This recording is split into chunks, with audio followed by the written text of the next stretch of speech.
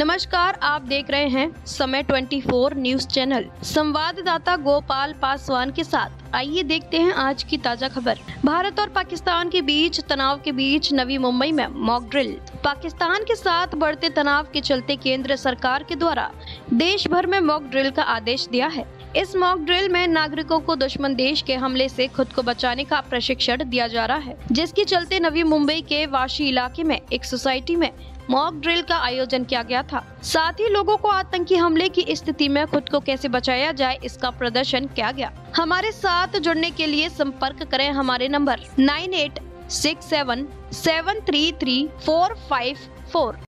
मेरा नाम है धैर्यशील जादव। मैं रिटायर हो गया एज अतिरिक्त नियंत्रण नागरिक संरक्षण ब्रोन मुंबई 22 इयर्स बैक। और हमको थोड़ा इस पे प्यार है।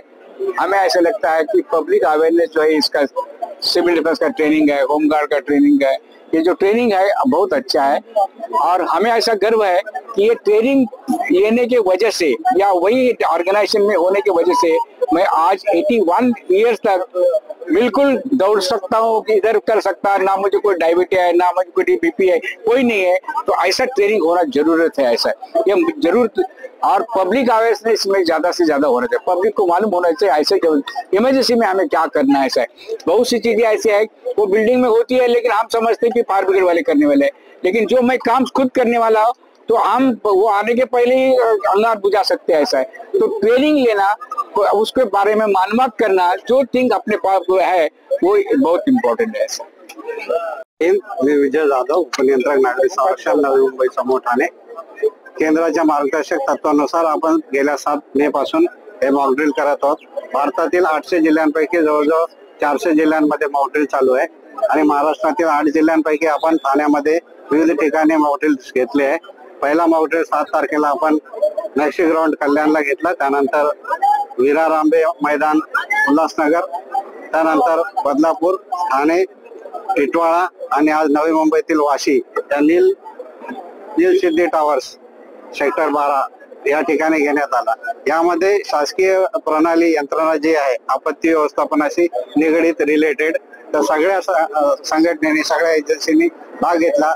त्यात लीडिंग सिव्हिल डिफेन्स जरी करत असला तरी होमगार्ड, TDRF, महसूलचे अधिकारी कर्मचारी, फायरचे, पोलीस आणि इतर NGO व सर्वच शासकीय यंत्रणेचे अधिकारी जे आपत्तीशी संबंधित आहे त्यांचा सहभाग आहे। आणि हा आपण लाईव्ह इथं बघितलेला आहे। जो नवी मुंबई महानगरपालिकेकडे 68 मीटर लॅडर आहे, ती ॲम्ब्युलन्स व्हेकल आहे। भारतामध्ये 103 मीटरची जी गाडी आहे ती केरळ राज्यामध्ये आणि त्याच्यानंतर नवी मुंबईमध्ये हे आपण बघितलंय।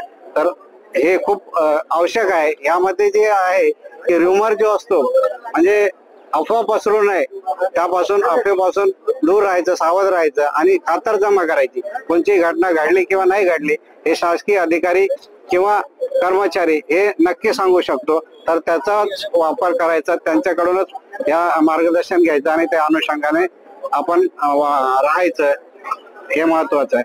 धन्यवाद। यामागचा काय उद्देश होता आणि काय आव्हान करणार? खऱ्या अर्थाने आपल्याला माहिती आहे की 22 एप्रिलला जे पहलगाव या ठिकाणी काश्मीर मधील ठिकाणी 26 महिलांचा जो सिंदूर उद्ध्वस्त झालाय, पाकिस्तानी जिहादींनी किंवा आतंकवाद्यांनी त्यांचा सिंदूर पुसलाय, त्याचा एक भाग म्हणून किंवा त्याचा एक बदला म्हणून केंद्र शासनाने जे ऑपरेशन चालवलंय, ऑपरेशन अभ्यास मॉक ड्रिल, त्याच आपण प्रचिती की शासकीय यंत्रणा प्रणाली पण कशी सज्ज व सक्षम आहे हे पण दाखवणं गरजेचं आहे। कारण जरी आर्मी, नेव्ही किंवा एअरफोर्स सज्ज आहे, त्याच तोडीने आपण स्थानिक जे यंत्रणा आहे ते पण सक्षम आहे की नाही हे खात्री करणं पण महत्वाचं आहे। त्या दृष्टिकोनातून हे मॉक ड्रिल आयोजित आहे।